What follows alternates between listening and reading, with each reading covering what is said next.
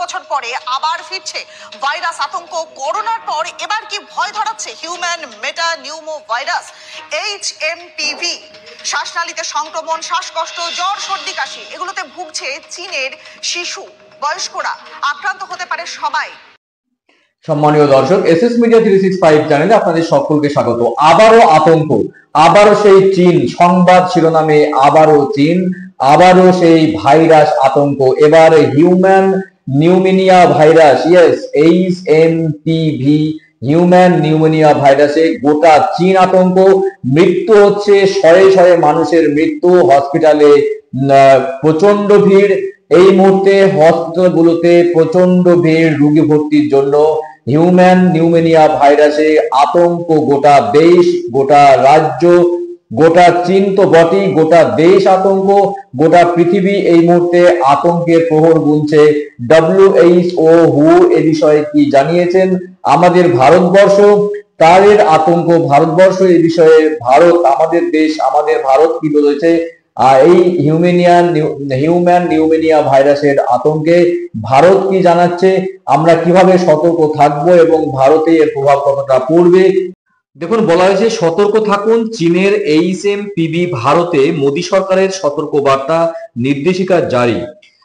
দেখুন, HMPVর প্রাদুর্ভাব ব্যাপক সাড়া ফেলেছে। সেখানকার হাসপাতালগুলিতে এই ভাইরাসে আক্রান্ত রোগীর সংখ্যা দ্রুত বাড়ছে। এমন পরিস্থিতিতে ভারতে উদ্বেগ দেখা দিয়েছে।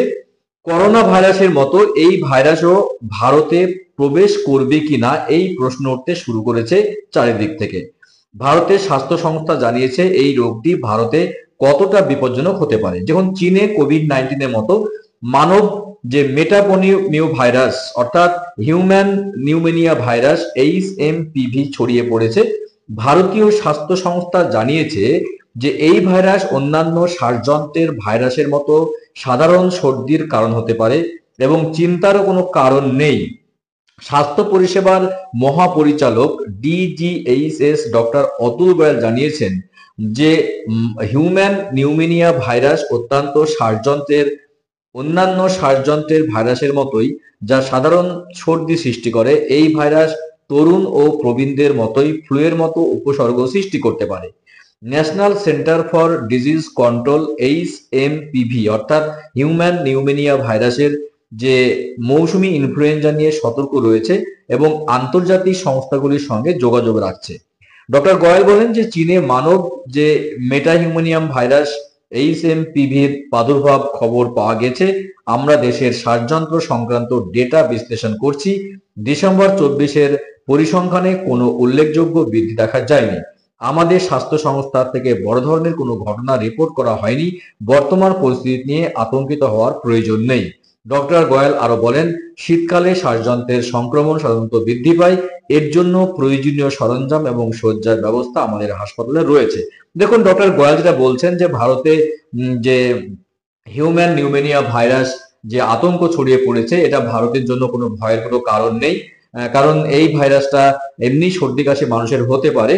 তাছাড়া তিনি বলেছেন যে এর যে মোকাবেলা করার মতো যে পরিস্থিতি, সেটা কিন্তু আমাদের সরঞ্জাম রয়েছে এবং শয্যার ব্যবস্থা রয়েছে হাসপাতালগুলিতে, সুতরাং খুব একটা অসুবিধা হবে না। এবং শীতকালে শ্বাসযন্ত্রের সংক্রমণ এমনি বৃদ্ধি পায়, তার জন্য আতঙ্কিত হওয়ার কারণ নাই। আতঙ্কিত হবেন না, আতঙ্ক ছড়াবেন না, কারণ আমাদের ভারতবর্ষের জন্য এই ভাইরাসের আতঙ্কিত হওয়ার কোনো ব্যাপার নাই। ডক্টর গোয়েল কিন্তু জানিয়ে দিলেন।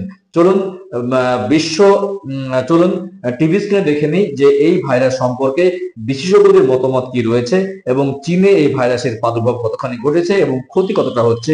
চলুন বিস্তারিত আপডেট দেখে নেওয়া যাক। ভিডিও শুরু করার আগে ছোট্ট একটা রিকোয়েস্ট, চ্যানেলে প্রথম হয়ে থাকলে অবশ্যই চ্যানেলটি সাবস্ক্রাইব করে পাশের ঘন্টাটি বাজিয়ে রাখবেন এই ধরনের লেটেস্ট এবং কারেন্ট আপডেট সবার আগে পাওয়ার জন্য, এবং বেশি বেশি করে লাইক এবং শেয়ার করতে একদম ভুলবেন না। চলুন বিস্তারিত আপডেট দেখে নেওয়া যাক যে হিউম্যান নিউমোনিয়া ভাইরাস সম্পর্কে কি জানাচ্ছেন সংবাদ শিরোনাম। চলুন জেনে নিই। মিউটেশন হয়েছে কিনা, অর্থাৎ কিনা যে আমরা জানি যে কোভিডেও আমরা দেখে থেকেছি যে যে ভাইরাসটা নিজের চরিত্র পরিবর্তন করে, মিউটেশন যেটাকে আমরা সাইন্টিফিক ল্যাঙ্গুয়েজে বলি, এবং তাতে তার সংক্রমণ করার যে ক্যাপাসিটি সেটা বৃদ্ধি পায়। অনেক ক্ষেত্রে দেখা যায় যে যখন মিউটেশনটা হয় তখন সংক্রমণটা বেড়ে যায়। এই সংক্রমণটা যে বেড়েছে চীনে, কেন বেড়েছে তার কিন্তু একটা রুট কজ করা দরকার, এবং চাইনিজ গভর্নমেন্টের এই ইনফরমেশনটা ওয়ার্ল্ড হেলথ অর্গানাইজেশনকে শেয়ার করা উচিত, যে বিশ্ব স্বাস্থ্য যে সংস্থা আছে তার কাছে এই ইনফরমেশনটা দেওয়া উচিত যে কি মিউটেশন হয়েছে।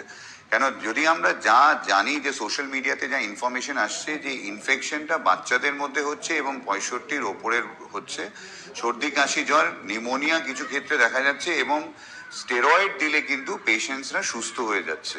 তো এখনই বলবো না যে আমাদের বিরাট চিন্তার কোনো বিষয় আছে, আতঙ্ক করার কোনো দরকার আছে, কিন্তু কিসের জন্য, কারণটা কেন এত বৃদ্ধি পেল সেটা জানার অত্যন্ত দরকারি বিষয় আমার মনে হয়। সেটা ডক্টর ভৌমিক, এই যে এইচএমপিভি ভাইরাস, এই ভাইরাসের হাত থেকে বাঁচবার জন্য কি কি সতর্কতা অবলম্বন করা উচিত?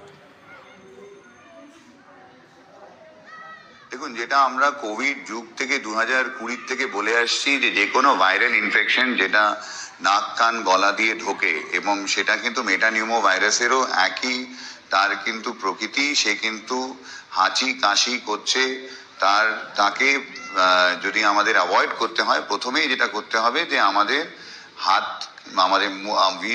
আমাদের যদি ইনফেকশন থাকে, আমাদের যদি সর্দি কাশি জ্বর হয়ে থাকে, তো আমরা রাস্তাঘাটে বেরোবো না, আমরা আমাদের বাড়িতেই থাকবো। হাতটা ভালো করে সাবান দিয়ে ধোয়া, মাস্ক পরা, এবং যারা আমরা কোভিডে বলেছিলাম যে শারীরিক দূরত্ব বজায় রাখা, এইগুলো করা অত্যন্ত দরকারি। আপনার যদি জ্বর সর্দি কাশি হচ্ছে তাহলে অবশ্যই ডাক্তারবাবুর কাছে আসুন এবং ট্রিটমেন্ট নিন। শেষে বলবো যে প্রচুর ফ্লুইড খান, জল বা তরল জাতীয় যেই ফ্লুইডসগুলো থাকে সেগুলো নিতে বলছেন WHO, ওয়ার্ল্ড হেলথ অর্গানাইজেশন। একটাই যেটা চিন্তার বিষয়, যেহেতু কোনো ভ্যাকসিন নেই মেটানিউমো ভাইরাসের ক্ষেত্রে, তাই আমাদের সিমটোম্যাটিক ম্যানেজমেন্ট, অর্থাৎ কিনা পেশেন্টের যা যা সিমটম হচ্ছে সেটা দেখেই আমাদের ট্রিটমেন্ট করতে হবে। কিন্তু শেষে বলবো যে prevention is better then cure. আমরা যদি প্রতিরোধ করতে পারি তাহলে আমাদের এত আতঙ্কিত হওয়ার দরকার নেই।